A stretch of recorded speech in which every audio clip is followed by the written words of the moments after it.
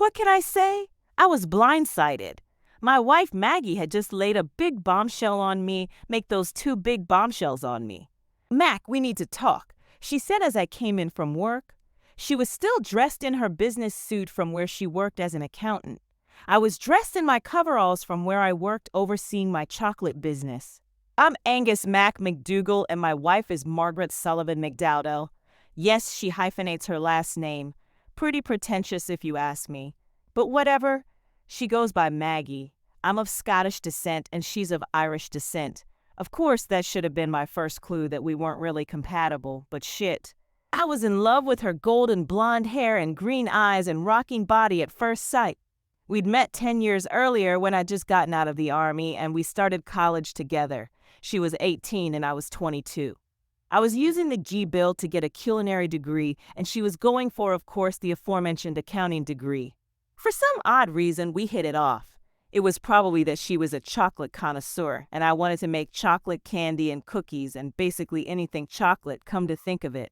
My mom had a thing for chocolate and so did a lot of women. It was a seller's market with chocolate always in high demand. While most businesses do most of their sales at Christmas time, chocolatiers can make bank all year round. Christmas, of course, but also Valentine's Day, Easter, Independence Day, etc. At all, Valentine's Day is in a dead heat with Christmas for chocolate demand, and my little chocolate shop/factory does better business at Valentine's than Christmas. Most years. Oh, and I hate my first name. Angus. Seriously, Mom, you had to go and name me fucking Angus. I introduced myself as Mac to everyone. Nobody calls me Angus, not even my wife. Okay, Mom and Dad call me Angus, but only when they're pissed off at me. Every other time I'm Mac, so Maggie had just told me that we needed to talk. I tensed up immediately since every guy on earth knows what those 4 words mean when strung together in a sentence. We know it and fear it. We need to talk has been the forerunner of breakups and divorces since the dawn of time, so it was with a sense of impending doom that I sat down at a table and looked at her. I knew my world was about to come crumbling down around me. 10 years together, 8 of those happily married. Well, I had been happily married. I had believed the same of Maggie. I flashed through the possible reasons for what she was about to say. Sex? No way. We had sex on a regular basis, usually 4 or 5 times a week, and marathon sessions at that. I never failed to get her off multiple earth-shattering times. We had a great sex life. Money? Not likely. I was pulling down 6 figures a year net, close to $250,000 after everything was settled with overhead, payroll for my employees, taxes, etc. We were doing very well here. Our combined income was close to $375,000 a year. We were not hurting. Lack of love, not on my part. I loved her with all my heart and soul. Had she fallen out of love with me somewhere along the way? Hell, we'd just been talking about starting a family a week ago. She interrupted my reverie by pushing the dreaded manila envelope across the kitchen table to me as I sat down. Maggie, please tell me this isn't what I think it is. I looked at her, and her face was a studied mask that betrayed nothing. I'm sorry, Mac, she said softly. I should have talked to you before, but I want a divorce. Why? I asked with far more calm in my voice than I was feeling at that moment. It's complicated. She hedged, looking away. You met someone else? I must have been in shock since I still hadn't flown into a rage. Yes, she said even more softly, barely whispering. How long? I asked. God, what was wrong with me? I should have been standing and seething, pacing back and forth as I called her everything but a child of God. I should have been threatening the asshole for whom she was trading me in. I should have felt something other than total numbness. 8 months, she said. I closed my eyes. 8 months. I repeated, you've been cheating on me for 8 fucking months, and the first I hear about it is that you want a divorce. I shrugged. I suppose you're going to take me to the cleaners in court. Since alienation of affection isn't looked kindly upon here in California, I'm left with very little recourse here. No, Max, she said as she shook her head slowly. Your business is yours, not mine. The house is mine by inheritance from my grandparents, but I will give you a few days to vacate after you've found your own place, of course. I'll be seeking marginal alimony for a while until I remarry. Nothing bank-breaking, though, I sighed. Do I know him? I asked at length. If you harm him in any way, you'll end up in jail. She said unnecessarily. Not that I didn't want to fuck him up, but I didn't want to lose my business either. I know that. I think I have a right to know who's been horning me for the past 8 months, though. I shrugged.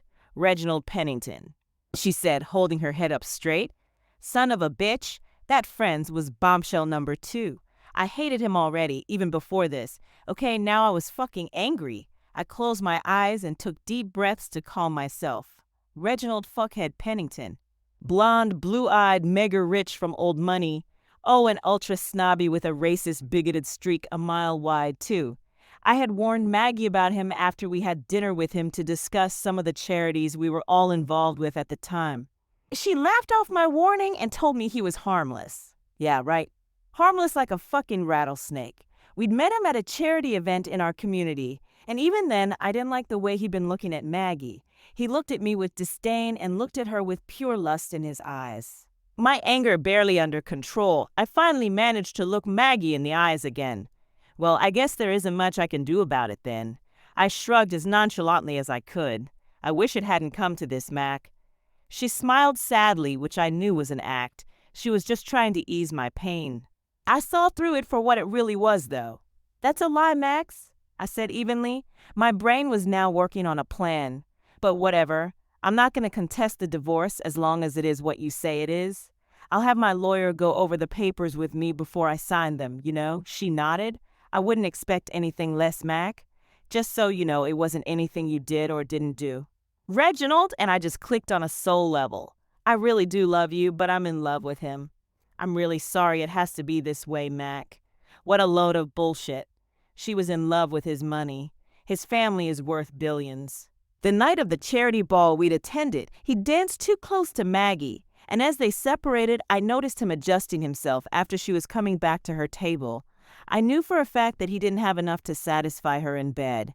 I almost missed the fact that he had a hard-on under his tight slacks until he adjusted it.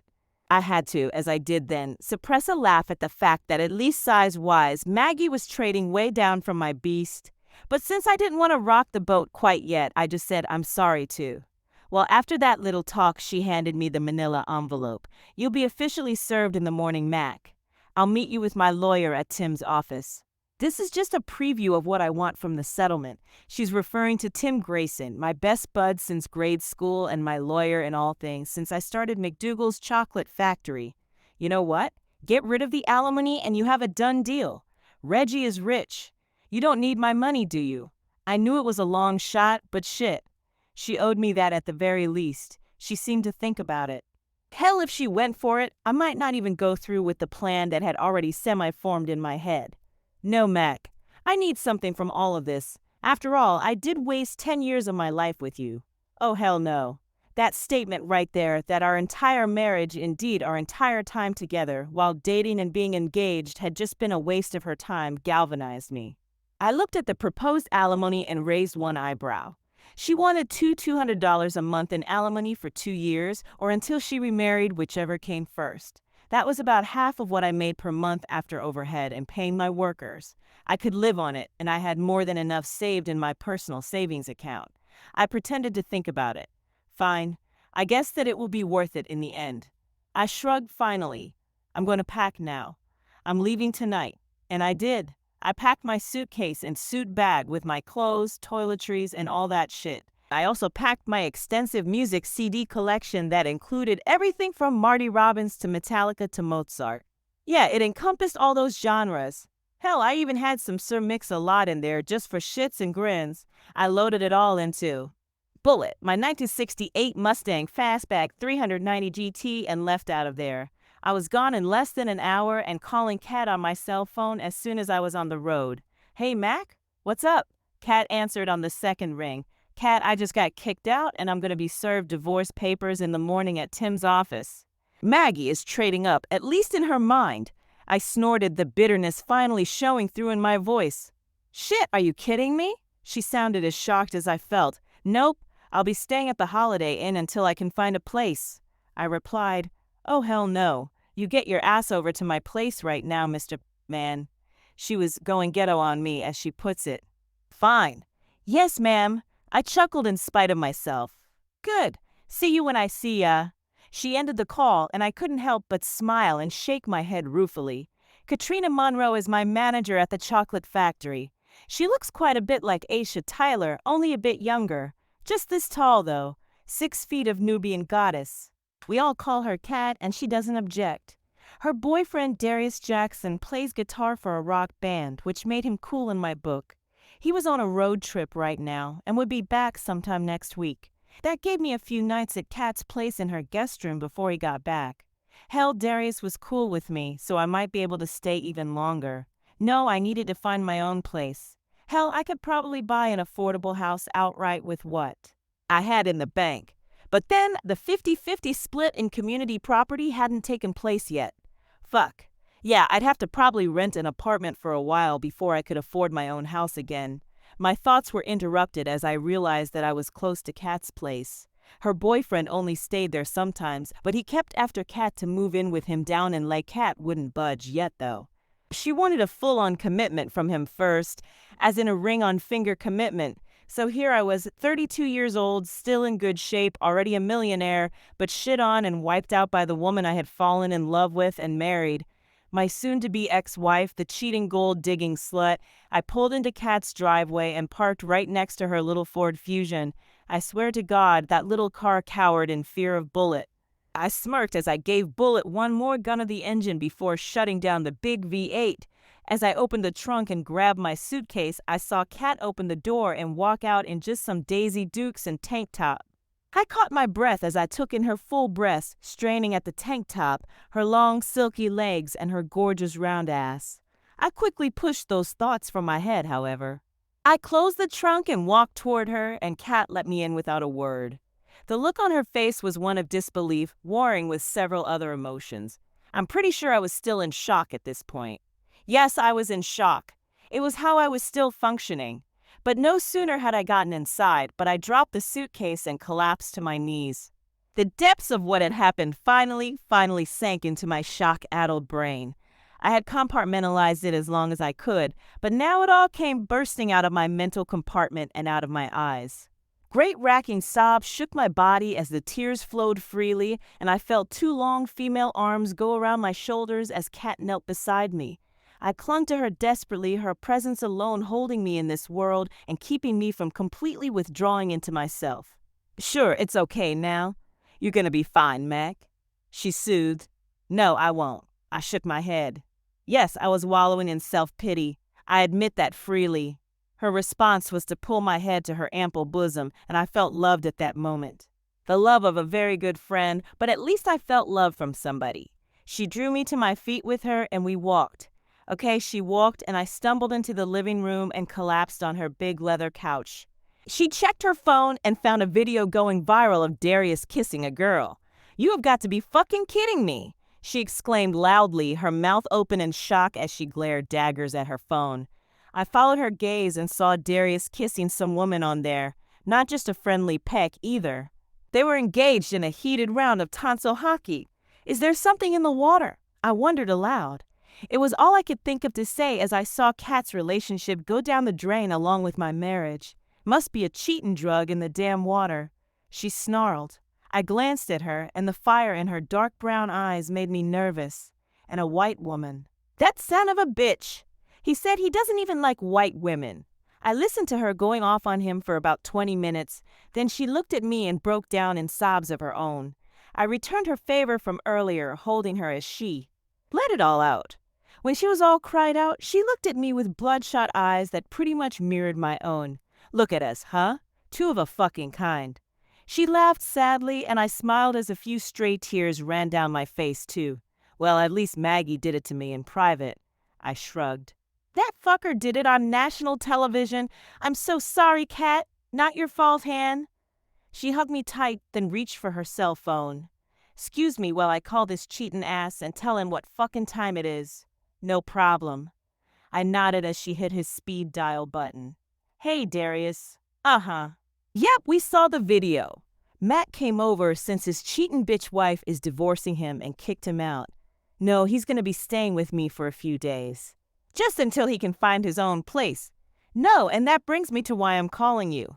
I saw you playing tonsil tag with that hoe. She stopped and listened for a few seconds, rolling her eyes. She silently placed her finger to her lips and hit speaker so I could listen in. I nodded in understanding. But baby, I'm just playing. I got needs, you know. She don't mean nothing to me.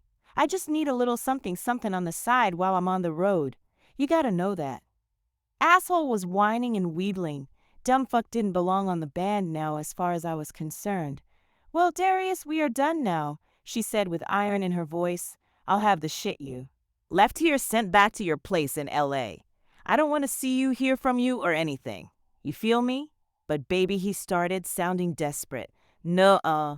You lost the right to call me baby when you sucked face with that hoe on national television. I don't play that shit. We are done. Dione. Finished. Finiced. Get that into your head right now. Goodbye, Darius. I hope the bitch was worth it. Before he could whine anymore, Kit ended the call and blocked his number. She looked at me and gave me a rueful smirk. Well, that's that. Zero tolerance. I nodded. Zero tolerance. I agree, Kat. Cheaters don't deserve second chances. So what is she doing with the divorce? Don't even tell me she's gonna take you to the cleaners. I swear I'll smack the blonde off her head. Kat always got me going with her euphemisms, and I found myself grinning at that one. Strangely, no. She wants $200 a month in alimony, probably so I won't try to stand in the way of her getting remarried ASAP. But other than that, the settlement she's offering is very fair. I shrugged. I was all cried out and had come into the acceptance phase of divorce grief. Okay, acceptance was way off. I wanted to make them pay, and now that I was thinking clearly, my plan was coming into shape in my head. It would depend on a few things like who was catering their wedding, but the more I went over it in my head, the better it felt. So she must be serious about the asshole? Did she tell you who it was? Kat asked. Yeah, and you're gonna love this. Reginald Pennington for. I smirked. Kat's eyes went wide. Shit, I never would have taken Maggie for a gold digger. Neither would I until now. She had everyone fooled, apparently. I shrugged. Her parents never liked me, so I'm pretty sure they pushed her into it, at least a little. I was never good enough for their little darling. Okay, I have to admit that I let my bitterness show through there for a moment. Well, fuck em. Kat shrugged. I can see the wheels turning, Mac. What are you planning? Kat could always see when I was thinking really hard.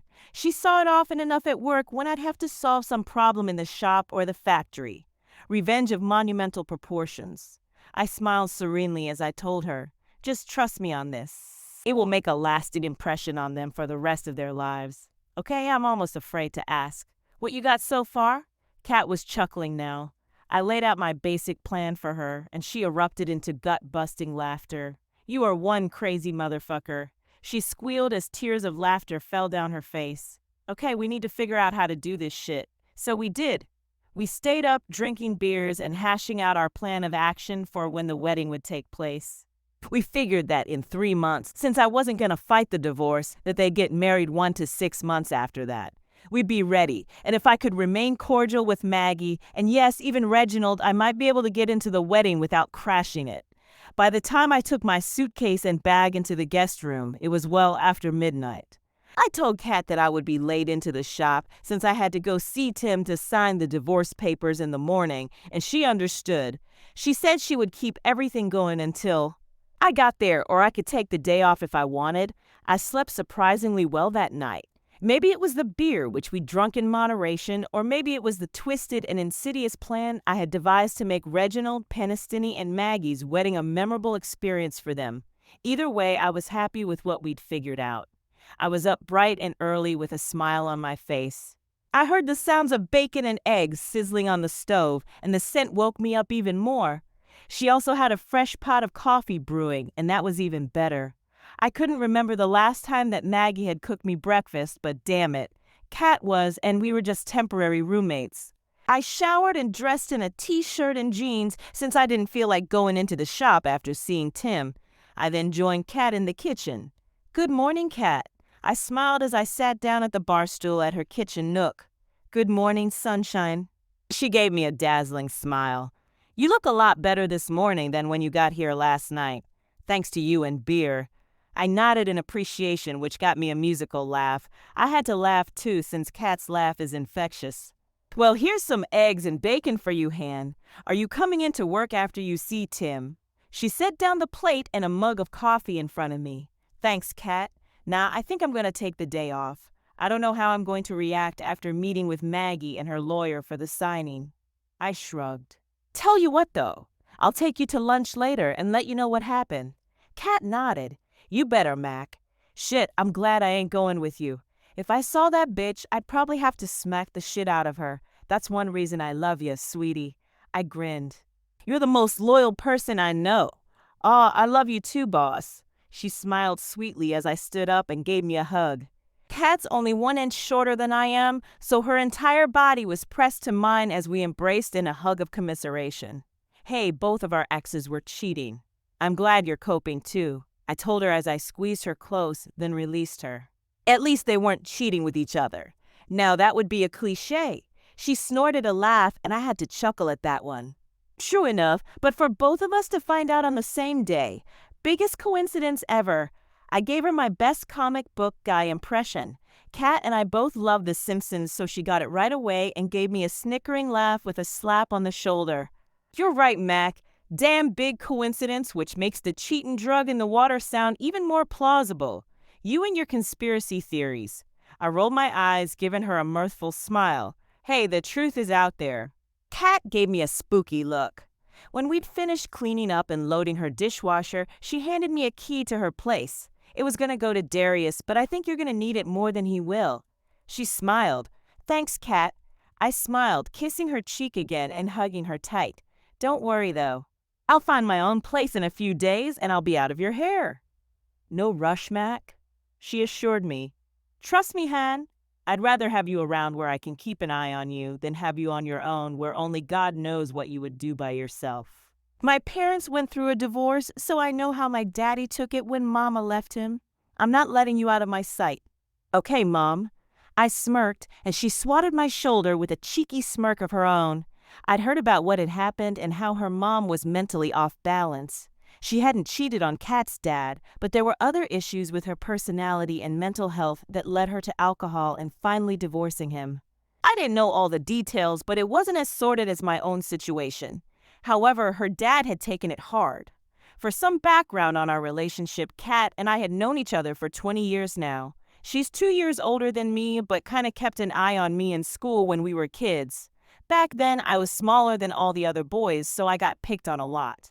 Kat was taller than most of the boys and girls already and was well on her way to Amazon status. She stood up for me and nobody wanted to test her. But she wasn't just reactive in that regard. She taught me how to stand up for myself. She taught me how to fight dirty since my own folks wouldn't do it. She learned young how to take care of herself. By the time we were teenagers, I had finally grown up enough that I was an inch taller than her. Barely. I hit my last growth spurt during my sophomore year of HS, and Kat had stopped growing by then. She's 6 and I'm 6 feet 1 inch, and that was where we've been ever since. We've both filled out since our beanpole days, but we're still in good shape. She was a hurdler on the track team, and I played baseball.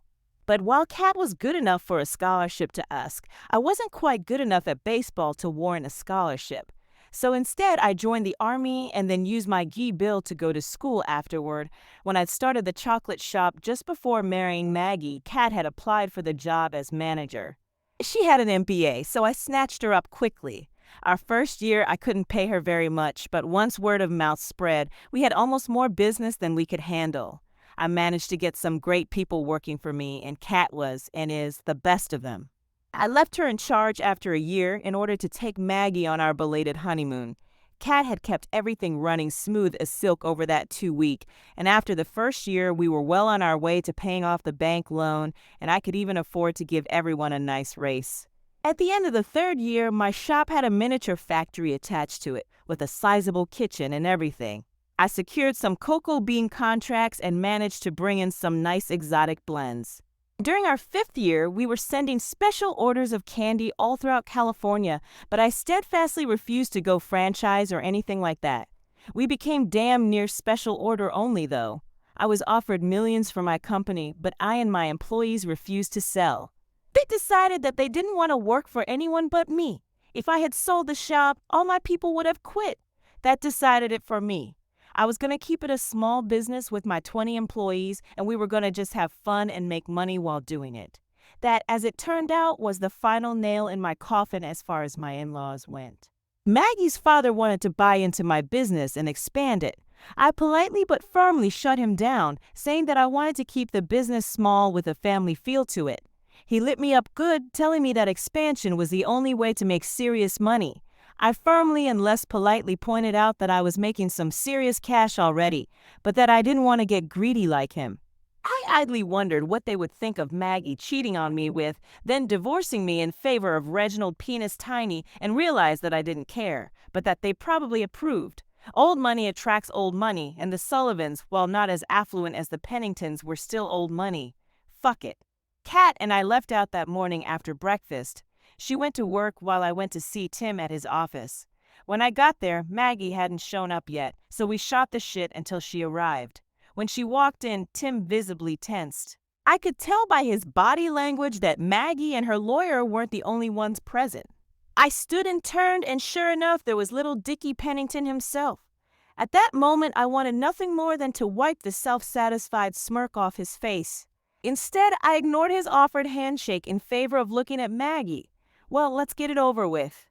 I shrugged. Tim went over the proposed split and everything. Since my business wasn't funded by her money or her family's money, and since the house was a gift from her folks since her grandparents died, those were not community property and were ours. My Mustang was mine, of course. I had been restoring it since high school.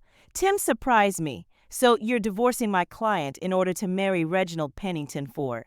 Is that correct, Mrs. McDougal? The question took her aback. Well, she hedged. A simple yes or no will suffice, please. Tim wasn't letting up on her. Her lawyer, a Gloria Allred wannabe, leaned over and whispered something in Maggie's ear. Yes, she said softly, looking down as if ashamed. Tim never called her Mrs. McDougal. And how soon were you planning on the nuptials? Tim went on. Now it was Maggie, Reggie Boy, and Gloria Jr. in the huddle. They were whispering fiercely back and forth. Tim took that opportunity to lean over and whisper in my ear alimony. I just nodded back and smiled.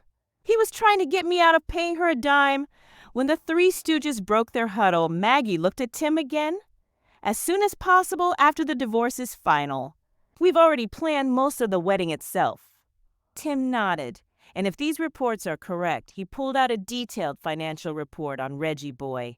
Mr. Pennington here is on his own, and without the multiple homes and cars he owns solvent for nearly $1 billion. My question, Mrs. McDougal, is why do you want an honest, hard-working man like your husband to pay you a dime in alimony when you can just ask Mr. Pennington here for any money you wish to spend? Maggie once again got drawn into a huddle with Gloria Jr. and El Culo. Tim sent me a lightning-fast grin, and I answered back with a grin of my own, while the three amigos debated their next move. When they came out of the huddle, Gloria Jr. spoke up. What would you suggest as adequate compensation, then? She asked, her stern look centered on me. Well, she can have all the furniture, not just her half. I don't care about that. I shrugged. Once more into the huddle, dear friends. The whispers were more subdued this time, but finally they broke and looked at Tim. Agreed, the lawyer bitch said, and so it went. I didn't have to pay alimony, but I didn't get any of the furniture either. Gloria Jr. made the necessary changes to the divorce papers we all signed, except for Snake Boy, and the filing took place that very day as soon as the feminazi lawyer bitch left. As I was heading back to my car, Maggie and a little dick came up to me. Angus, old boy, I hope there are no hard feelings once again. He actually stuck his hand out for me to shake. I took his hand and squeezed extremely hard so that his face contorted in pain. Call me Angus again, Reginald, and I will make your life a living hell. To you, I'm Mr. McDougal. Get it? By the time I was done talking, he was on his knees and the bones in his hand were scraping together. Yes, Mr. McDougal. Let me go, please. His face had real fear on it. I released his hand before gangrene could set in, and he breathed a sigh of relief. That was for calling me Angus. I said evenly, as far as the slut goes, no hard feelings. I smiled, turned, and walked towards my car. I feel good now. I somehow got out of paying alimony and was basically free and clear of her as soon as the divorce was final. Oh, that reminded me. I walked back toward them as Maggie was helping a scolio to his feet. Maggie, before I go, I need my grandma's engagement ring back. I held out my hand. Maggie looked at me like I had just fallen off another planet. Then she took it and the wedding ring off and handed them both to me. Thanks. I smiled, nodding to them as I pocketed both rings and walked back to my car. I fired up the powerful V8 and shifted it into gear as I popped the clutch and hit the gas. The car screeched its tires as I peeled out of the parking lot, leaving some rubber on the asphalt and some smoke in the air. It wasn't something I did often, but I wanted to send a loud and clear message to the two lovebirds. I looked in my rear view and the asshole was standing there dumbfounded, still clutching his right hand gingerly. I smirked happily as I drove towards the shop. When I got there, Kat was happy to see me, as was everyone else. They all came up and hugged me or shook my hand and told me how sorry they were. I thanked them all and told them all to get the fuck back to work. However, I said it with a smile on my face so they knew I appreciated their efforts to help me feel better. The thing was, I was feeling pretty damn good already. Besides the lawyer fees and half the court cost and having to give up my half of furniture I never really liked anyway, I had just managed to pull off a bloodless divorce. Come on, Kat. I said, let's go to lunch. I drove us there in Bullet and Kat loved riding in it. She could hear the rumbling of the engine under the hood and feel the power radiate from it like an aura of awesomeness. We ate and laughed, two old friends sharing our meal and our friendship in a new solidifying bond of recently betrayed love. I still can't believe I had absolutely no fucking clue that she was cheating on me. I hissed finally, giving voice to my own haplessness when it came to being blind as far as Maggie had been concerned. I must have really been stupid. No, Mac, you were in love. Love can blind us, you know. Kat smiled and reached across the table, squeezing my hand. I smiled in spite of myself. Thanks, Kat. I squeezed her hand back, letting her know how much I appreciated all she did for me professionally and personally. She was way more than my office manager and friend. I'd come to depend on her for a long time now. First in school when I was the little kid who was smaller than everyone else. Then as the man who wanted his business to succeed and had hired her as the most eligible and best qualified of the bunch of applicants who had applied. You never have to thank me, Mac. A nice bonus at the end of the year is thanks enough. She grinned and I laughed outright at that. Consider it done? I smiled and gazed into her dark brown eyes with my dark blue orbs. She looked away first and I noticed a slight flush on her caramel-colored face. It took me aback, but I recovered quickly even as I felt my tools start to harden. I told myself to stop it. She's my friend and she had just suffered a loss too. In all our years as friends, I had never looked at Kat that way before. Never in my life had I seen her as anything but a friend, albeit a very beautiful friend. Sure, I noticed the fact that she's a very well put-together woman, as I did the previous night at her house when I'd pulled in and she'd come outside to meet me. Hell, what red-blooded American male wouldn't notice a gorgeous Amazon like her? But that was just something us guys do. This felt different. I realized that I wasn't ready for this, and quickly we got back to other topics. After we'd finished lunch, I drove her back to the shop and dropped her off. She said she'd see me at home, so I drove up to the bluffs and looked out over the Pacific. I looked down at my left hand and removed my ring that had sat there for the last 8 years. I reached in my pocket and pulled out Maggie's wedding band, too. I studied them both, and just the sight of them made me sick. I then pulled out my grandma's engagement ring and held all 3 of them together. I put the engagement ring back into my pocket, then hauled back and chucked the wedding bands out into the ocean as hard as possible. They glistened in the sun as they went over the bluffs and into the white water, crashing into the rocks below. It was symbolic to me. My marriage was dead, and that was the post-mortem. Sure, the divorce still had to play itself out, but this was what I had to do for my own sanity and to be able to move on. Now, just because I'd said the eulogy for my marriage didn't mean that I had given up on my plan to get revenge on Maggie and Reggie. I thought of the line from the song Violence and Bloodshed that went, "Payback's a bitch and I'm paying all." I smiled as I could hear Scott Columbus on the drums of death and Eric Adams belting out the lyrics while Joey DeMeo laid down the bass line and Ross the Boss scorched the lead guitar. Oh yes, Reggie was going to pay for stealing my wife, and my wife was going to pay for being a gold-digging slut. Some would call me vindictive and a caveman. To those I would just say, to hell with you. Do a 20-mile road march in my boots, then judge me. 3 months later, it was all settled. Joint accounts were split into 50-50ths. During that time, Kat and I coexisted as roomies and got along great. Nobody cared at work that we were living together. The huge surprise was when we got home one night and found the wedding invitations in the mail.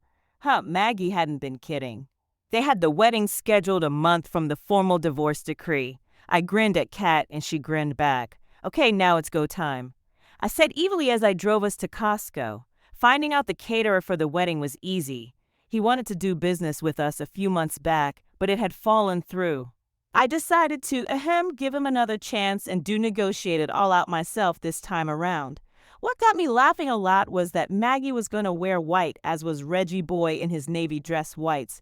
He'd been a naval aviator back during the early days of the war, while I'd been in Captain Drake's Alpha team. The dump truck couldn't even wear a normal black tux, it seemed. I paid a visit to the caterer a few nights before the wedding and replaced the chocolate cake mix with my own special blend. I grinned like a Cheshire cat as I replaced the cake mix with a chocolate tasting something extra. No, it wasn't poison. It was just something that would make Maggie and Reggie Boy's wedding pretty damned unforgettable for everyone involved. Now, what I was doing could be compared to a high school prank, only done with a lot more style. But damn it, I had to get some back. They'd hung the horns on me for 8 months before blindsiding me with the divorce papers.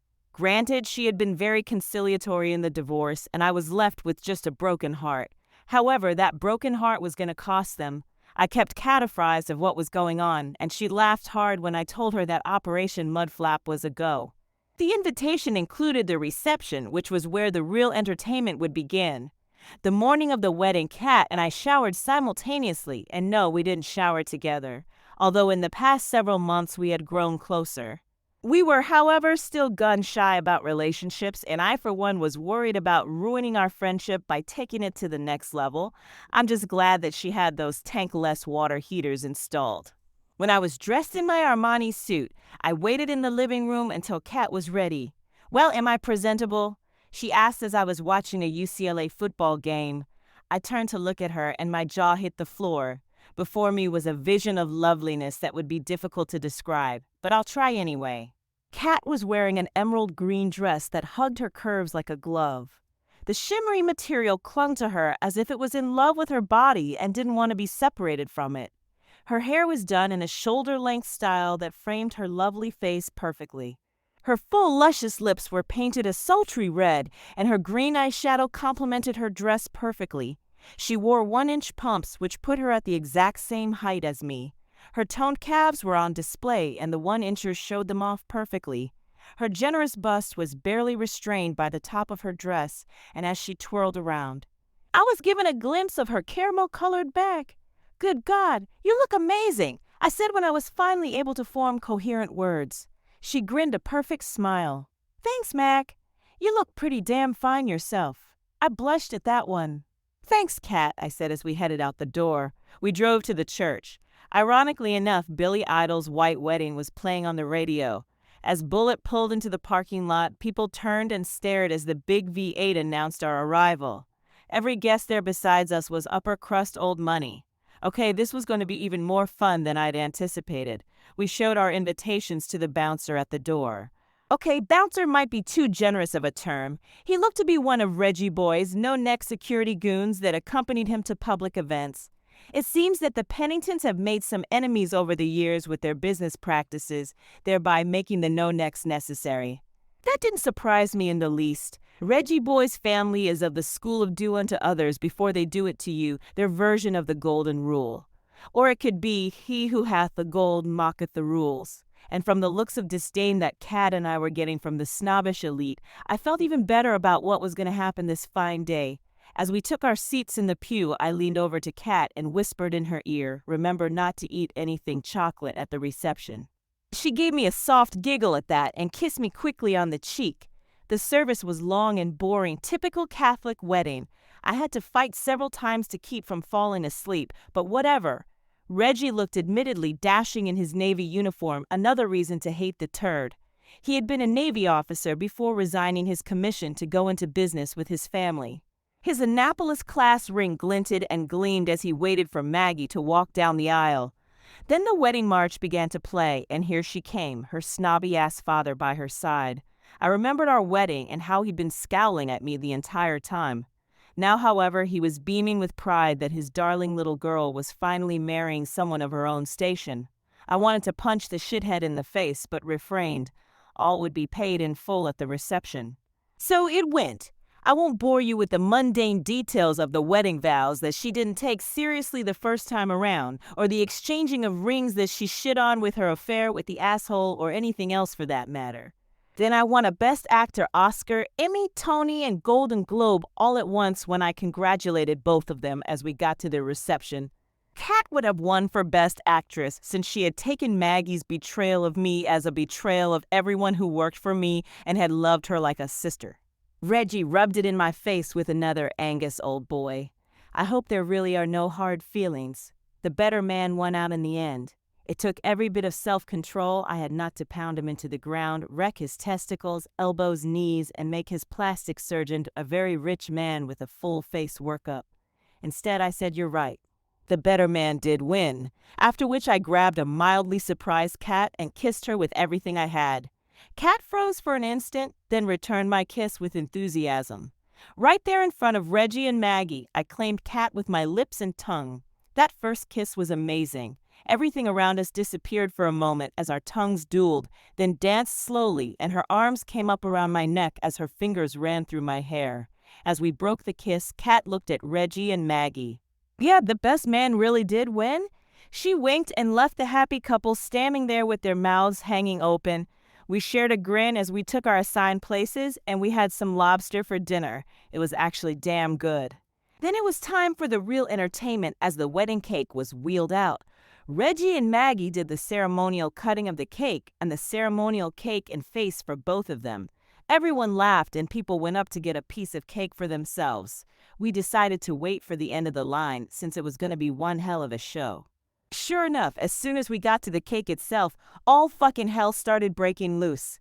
It started with a fart from the bride of all people. Not just a soft poot either.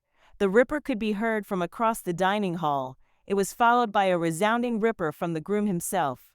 I glanced in their direction and said, "You're excused," in a loud voice which caused some chuckles from the snobbish elite around me. They weren't going to be spared, however. Then Maggie got a surprised look on her face as a gurgling sound escaped from her, followed quickly by an expression of pure horror. Reginald's face scrunched up as he smelled something foul, then let loose with his own gurgling sound from his ass. They looked at each other in horror as more farts and gurgles were heard from the rest of the guests.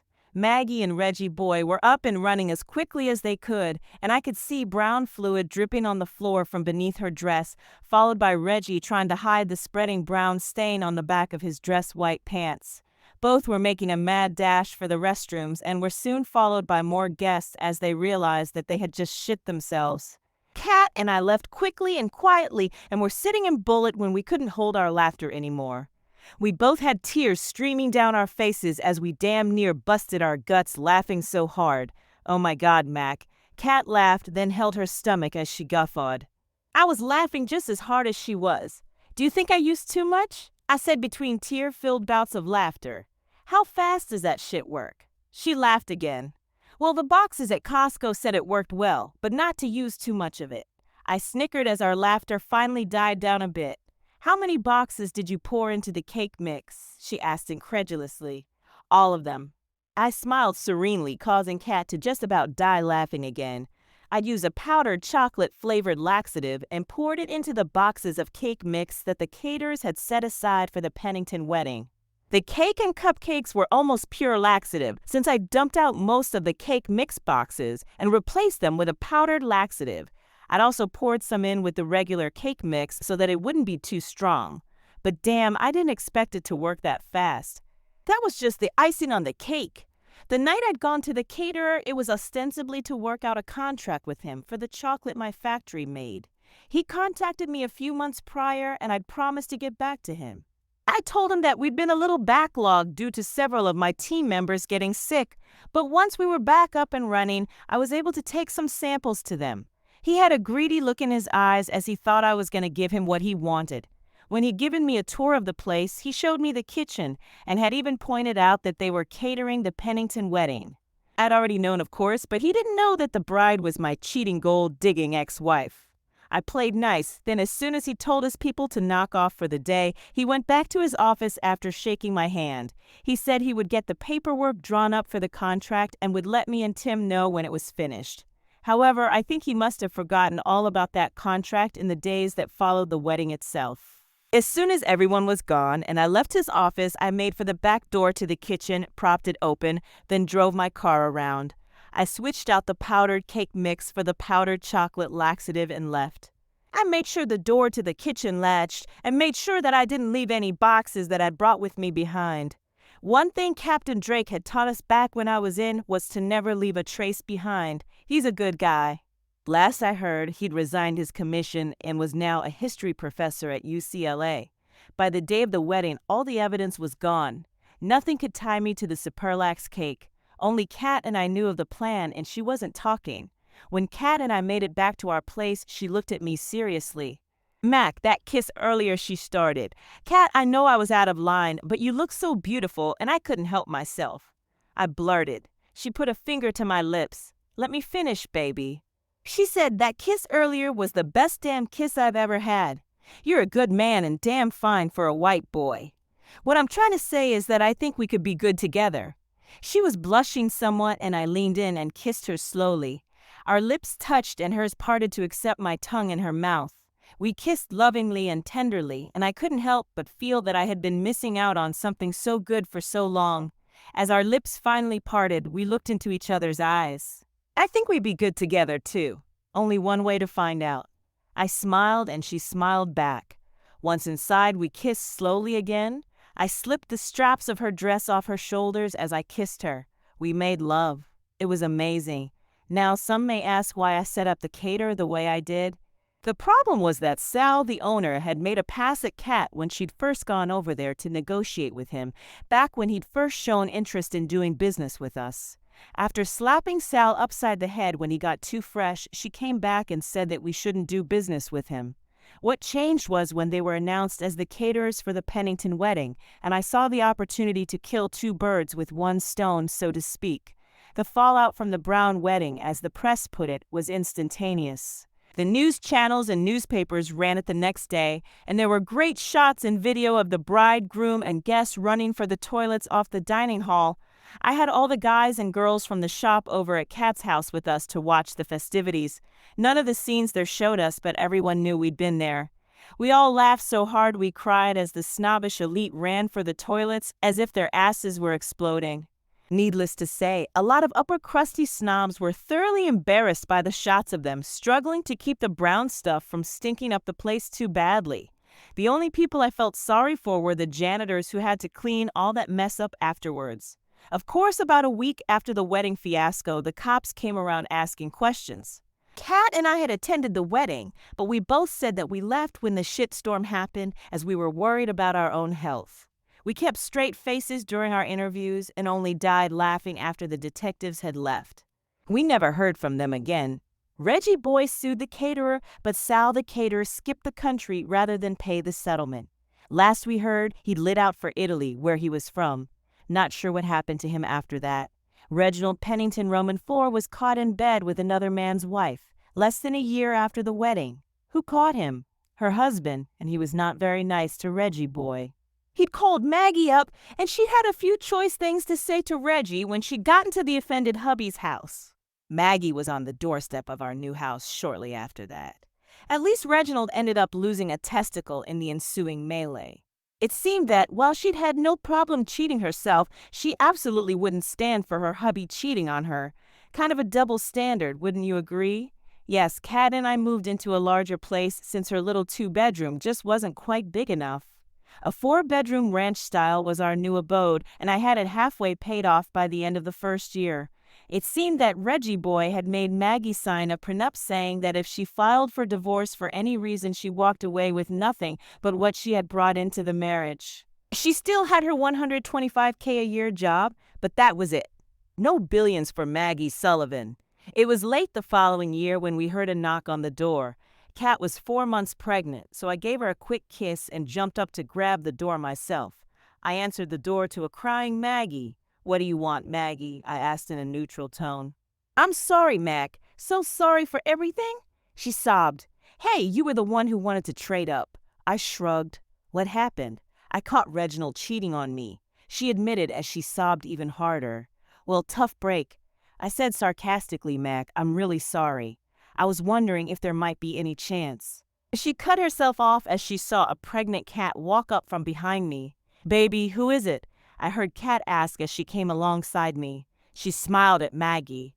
"It's Maggie, and she was just leaving," I said as I slammed the door in my ex's face. I threw the deadbolt and took Cat in my arms. "She's the past. You're my future." "I love you, sweetheart." "Awa, I love you too, baby," she said as she kissed me. Kat and I had eloped shortly after we found out she was pregnant. A small civil ceremony, which was her idea, and we were husband and wife. She's still my manager at the shop, and she's still one of my best friends. I love my wife.